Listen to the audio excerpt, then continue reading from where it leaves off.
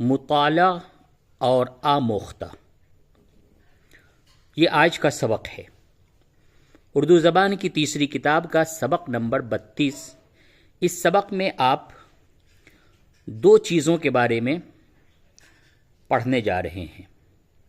ایک تو مطالعہ کہتے ہیں کہ جو سبق ہے اس کو بہت ہی غور کے ساتھ پڑھنا، غور کے ساتھ اپنے سبق کو دیکھنا، غور سے، بالکل ہی غور سے نئے سبق کو دیکھنا، اسے پڑھنا۔ اور آموختہ کہتے ہیں سیکھا ہوا، جو کچھ کہ آپ پڑھ چکے، جسے درجے میں پڑھایا جا چکا ہے، اس کو پھر دہراتے رہیں، اس کو پھر آپ برابر پڑھتے رہیں تاکہ وہ سبق بھول نہ جائے۔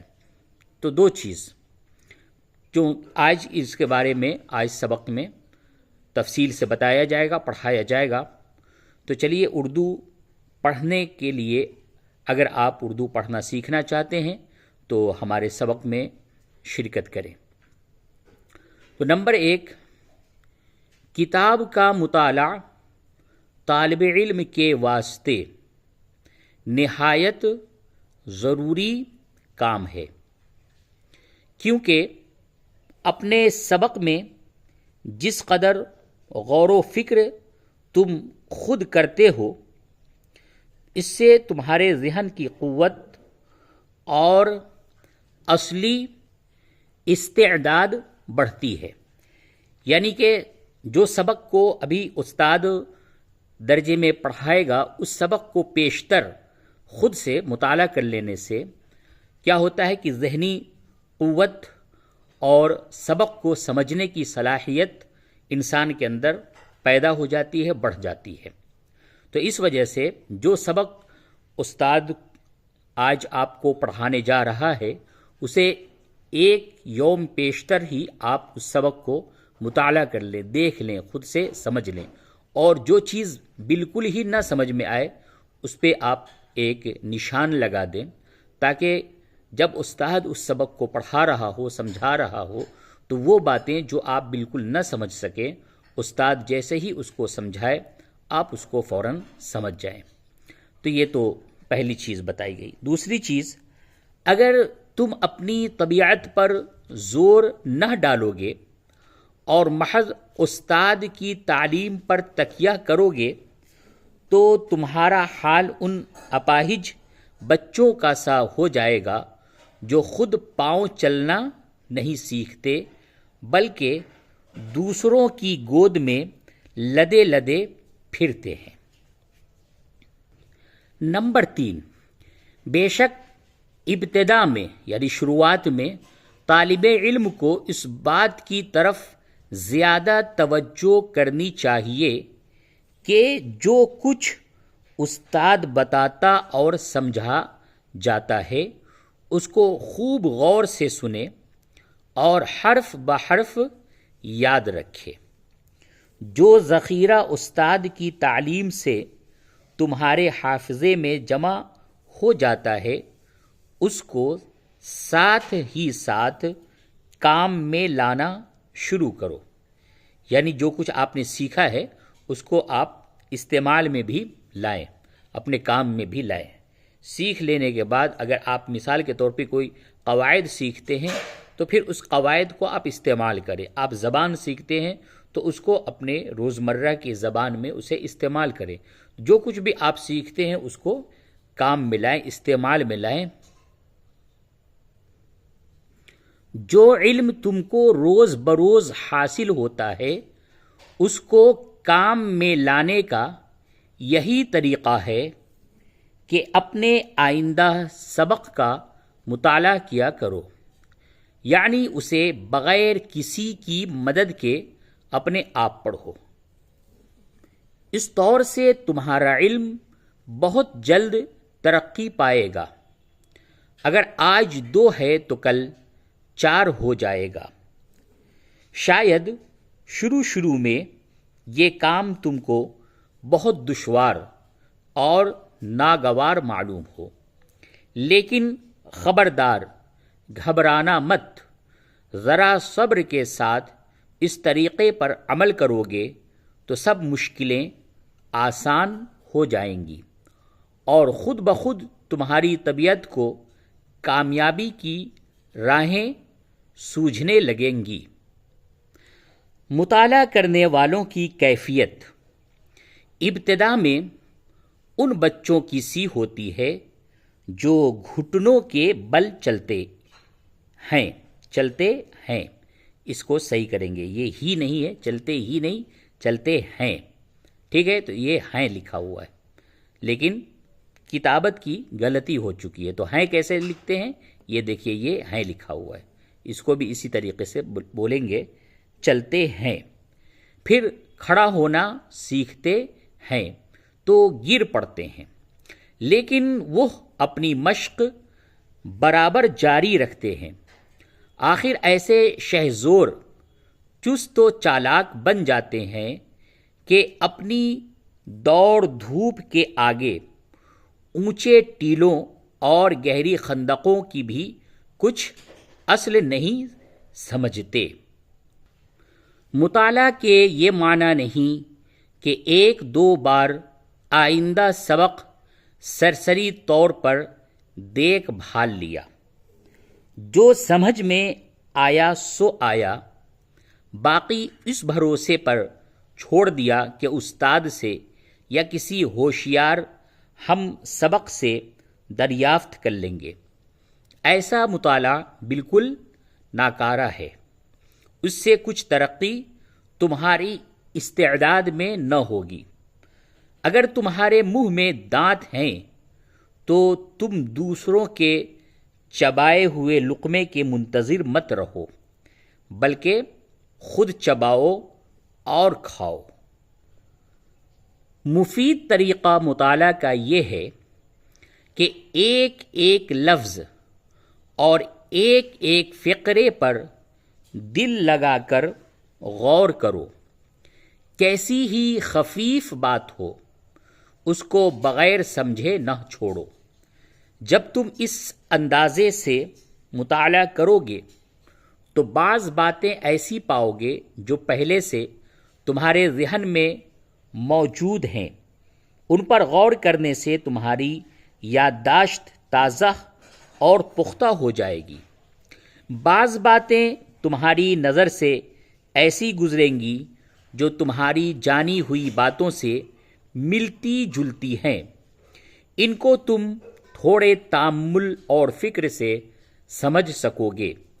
بعض باتیں ایسی بھی پیش آئیں گی جو بالکل نئی ہیں، مگر خوب غور کرنے سے وہ تمہارے قیاس میں آ جائیں گی۔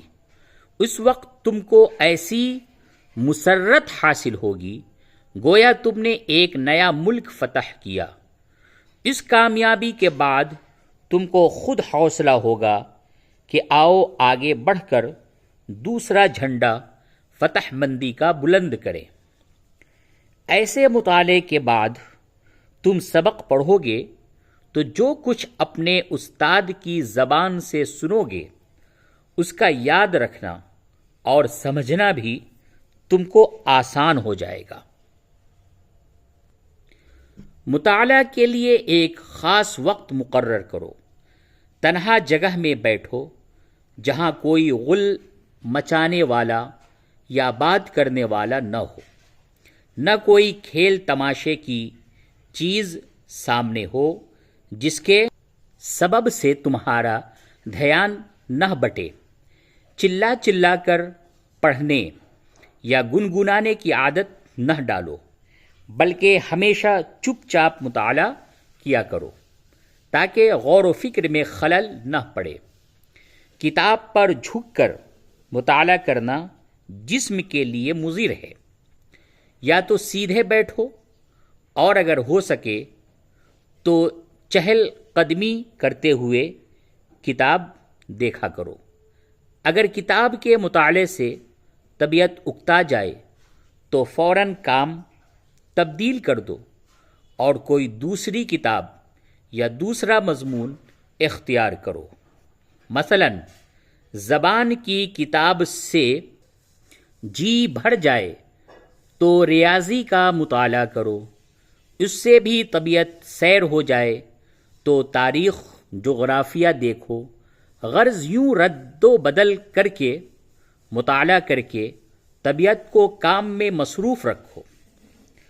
جس طرح مطالعہ طالب علم کو ترقی کے زینے پر چڑھاتا اور اس کے ذہن کی قوت بڑھاتا ہے، اسی طرح آموختہ پر نظر کرنا بھی کامیابی کا بڑا گر ہے۔ جن باتوں کو تم نے آج اس قدر محنت اور مشقت سے سیکھا ہے، اگر بے پرواہی سے ان کو بھلا دیا تو افسوس ہے کہ تمہاری تمام محنت اور وقت رائگاں گیا۔ تیلی کے بیل کی مانند مت بنو۔ تیلی کہتے ہیں وہ جو کولہو سے تیل نکالا کرتا تھا، جب مشین کا دور نہیں تھا تو بیل کے ذریعے سے مشین کو چلاتے تھے، تو اس کو تیلی کا بیل کہتے ہیں کہ یعنی دن بھر وہ ایک ہی جگہ پہ گھومتا رہتا ہے۔ بیل یہ سمجھتا ہے کہ میں صبح سے لے کر کے شام تک میں پتہ نہیں کتنی کلومیٹر میں چل چکا ہوں، لیکن حقیقت یہ ہوتی ہے کہ بس وہ ایک چکر ہوتا ہے، اسی جگہ پہ وہ دن بھر ناچا کرتا ہے۔ تو اسی طریقے سے ایسا طالب علم کہ وہ آگے بڑھ ہی نہیں رہا ہے بلکہ ایک ہی جگہ پہ وہ چکر لگایا کرتا ہے۔ کیونکہ جو کچھ وہ آگے پڑھتا ہے پیچھے بھولتا ہے، آگے پڑھتا ہے پیچھے بھولتا ہے، تو وہ بن جاتا ہے تیلی کا بیل۔ تو کہا تیلی کے بیل کی مانند مت بنو، جس نے تمام دن سفر کیا اور پھر وہیں کا وہیں رہا۔ تم کو چاہیے کہ جو کچھ اپنی محنت اور وقت کے عوض میں حاصل کرتے ہو اس کی خوب حفاظت کرو۔ جو آج سبق پڑھ چکے ہو اس کو پھر دیکھ لو۔ اسی طرح ایک ہفتے کی خواندگی دوسرے ہفتے میں اور ایک مہینے کی دوسرے مہینے میں دہراتے رہو۔ جو طالب علم اپنے کام میں اسی طرح دل سے توجہ اور کوشش کرے گا تو امید ہے کہ علمی خزانے میں ایک کوڑی کا گھاٹا نہ آنے پائے گا۔ دن دونا رات چوگنا بڑھتا جائے گا اور دن اس کو جگت سیٹھ بنائے گی۔ یہ جیسے آج ہمارے وقت میں سکہ چلتا ہے، اسی طریقے سے کچھ دہائی قبل سکے کی جگہ پہ کوڑی چلا کرتا تھا، تو اسی کو کہا گیا کہ علمی خزانے میں ایک کوڑی کا بھی گھاٹا نہ آنے پائے گا۔ دن دونا رات چوگنا بڑھتا جائے گا اور دن اس کو جگت سیٹھ بنائے گا۔ چلیے اب اس سبق میں جو مشکل الفاظ تھے کچھ اردو کے، اس الفاظ کے معنی بتائے جا رہے ہیں، اس کو ضرور دیکھیں اور اس کو ضرور یاد کریں۔ یاد کرو ہجے اور معنی۔ مطالعہ کے معنی سبق کا غور سے دیکھنا، غور کے معنی فکر، تکیہ کرنا بھروسہ کرنا، ذخیرہ کے معنی جمع کیا ہوا مال، شہ زور یعنی طاقت ور، خفیف معنی ہلکا، قیاس کے معنی اندازہ، مسرت معنی خوشی، سیر ہو جانا، طبیعت بڑھ جانا، عوض کے معنی بدلہ۔